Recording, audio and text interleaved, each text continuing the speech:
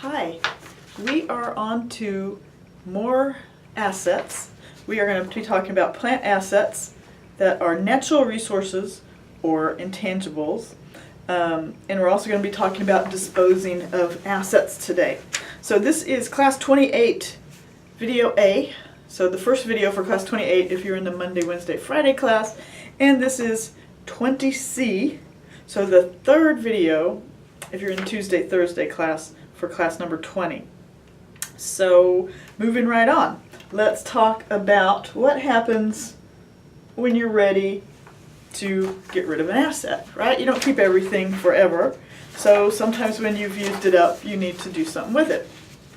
So how are disposals of plant assets recorded? So that's what we call when we sell or give away or junk or scrap an asset. So we call it a disposal. Eventually, an asset wears out or becomes obsolete. The business can discard the plant asset, sell the plant asset, or exchange the plant asset for another plant asset. Plant assets remain on the business's books until they are disposed of. If the asset is still useful, the company may continue using it even though no additional depreciation is recorded. If the asset is no longer useful, it is disposed of. This requires the business to remove the asset and associated accumulated depreciation from the books. In addition, a gain or loss might be recognized by the company. So it's pretty easy to imagine you've got, say, a delivery van. You've put it on the books, it cost $20,000. You depreciated it, maybe you used straight line, maybe you used units of measure like mileage. But anyway, you depreciate it, and now maybe it's on the books at 0 or 1,000 was the residual value, something like that.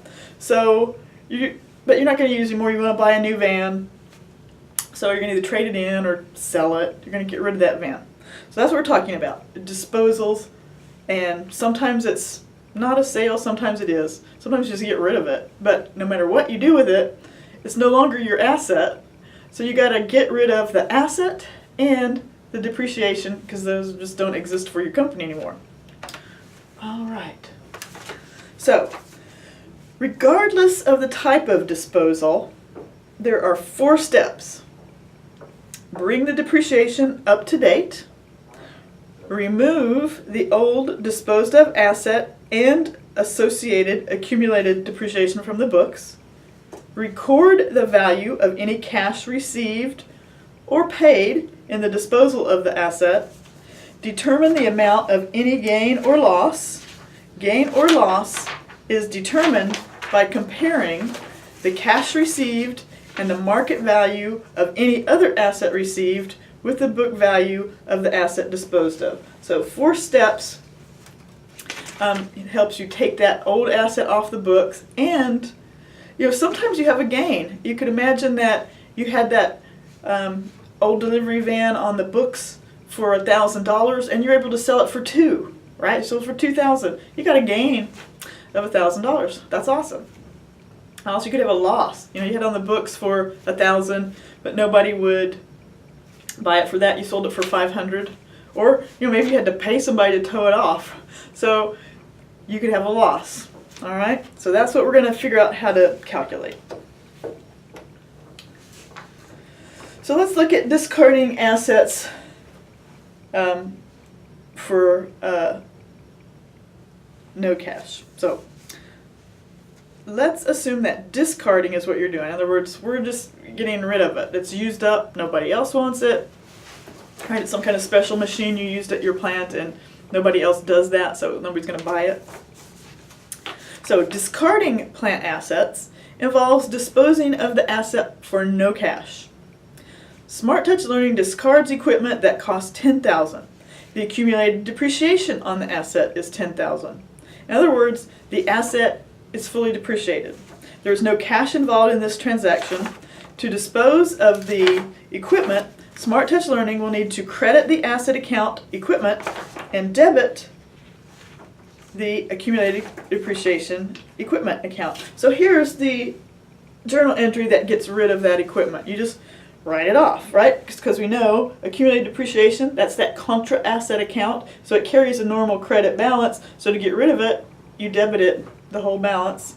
The equipment is an asset, so it normally carries a debit balance. To get rid of it, you credit it, and it's gone, so then you get rid of the actual machine itself, and you've taken it off the books, and it's gone.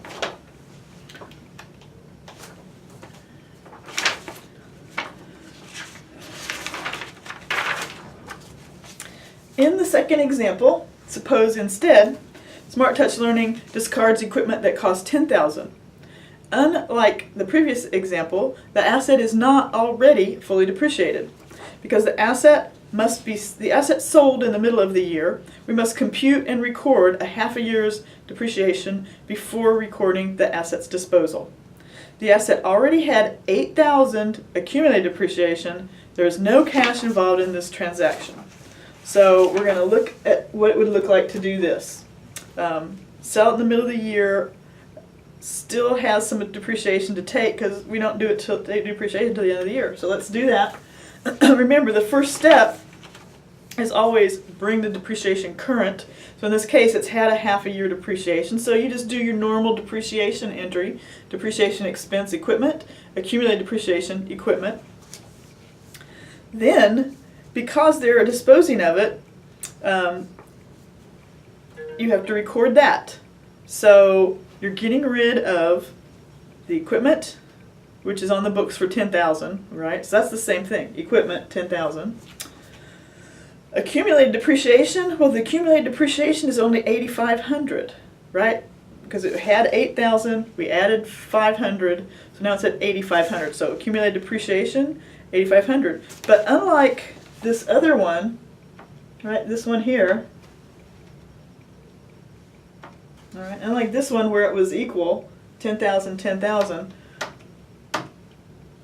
we don't have that going on here. All right, we have to record the loss, right? So we can get the $8,500 accumulated depreciation plus the $1,500 loss equals the 10,000. So whatever, if you're taking a loss, whatever the difference is between the value of the equipment, the cost that's been on the books all this time, the 10,000, and the accumulated depreciation, in this case it's 1,500, that's what we call loss on disposal. So that's what you're going to put, is that you have a loss, 1,500. All right. Now, suppose you sell it at book value, but you haven't fully depreciated it. That's what this is. In the third example, Smart Touch Learning sells equipment for $1,500.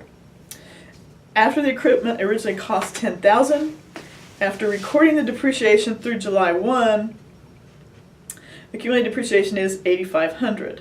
Notice the cash received is equal to the book value of the asset.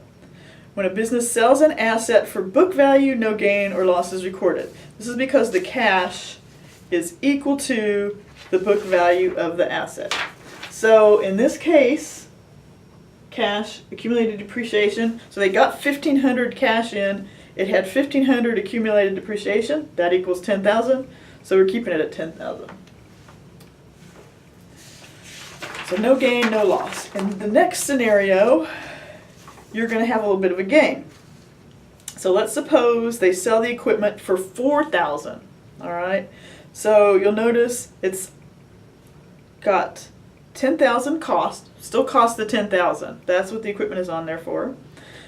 We still have 8,500 of accumulated depreciation, but this time we got 4,000 cash. So 4,000 plus 8,500 equals 12,500. So in order to get our debits equal to our credits, we have to put gain on disposal 2,500.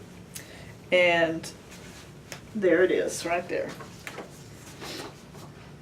If Smart Touch Learning sells the equipment for $4,000, the company will record a gain on the sale of the equipment. Notice that the cash received is more than the book value of the asset. When a business sells an asset for more than its book value, a gain is recorded. The account gain on disposal will be used. The account has a normal credit balance and is reported on the other revenue and expenses section of the income statement. So remember, a gain is not the same thing as a revenue. A gain, you did something unusual, out of the ordinary, you sold equipment. Your business is not selling equipment though. Your business is maybe your bookstore, right? Or I guess this is Smart Touch Learning, so they're a learning education supplier. So that's called a gain rather than a revenue. Same thing with a loss instead of an income affecting thing. So you put that down as a loss or a gain beneath your gross profit. You're putting it down there before net income, but after operating income. So it's a little different than revenue. Even though it's a gain, it's not the same thing as revenue. All right, selling a plant asset below book value. Selling a plant asset, let's suppose they sell the equipment for $500. They're going to record a loss.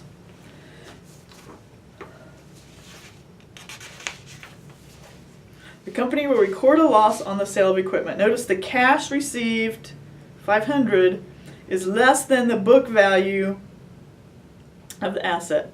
When a company sells an asset for less than its book value, a loss is recorded. And recording the journal entry, Smart Touch Learning will remove the old equipment and accumulated depreciation from books. Step 2, record a debit to cash for $500. Step 3, then record a loss on disposal. So here's that loss. It's going after operating income. It's separate from your revenues and expenses. So if you look at page 495, Exhibit 910 gives you a nice little summary of what you can do, which is discard a fully depreciated plant asset, right? So you're discarding it, right? Just getting rid of it. And it's fully depreciated, so you just write off the depreciation, you write off the plant. Or you could discard something not fully depreciated, so you write off the depreciation, you write off the asset, and you take what's called a loss on disposal. If you sell it at book value, you sell it for cash, accumulated depreciation, and plant asset. There's no gain because it was just at book value. Your other choice is you could sell it above book value, so you get a gain on the disposal, or sell it below book value, so you get a loss on the disposal. And so those are your choices when you get rid of stuff, right? So practice those for the homeworks, and I'm going to continue on with another video separately for Class 28 and Class 20. See you in a few minutes at the next video.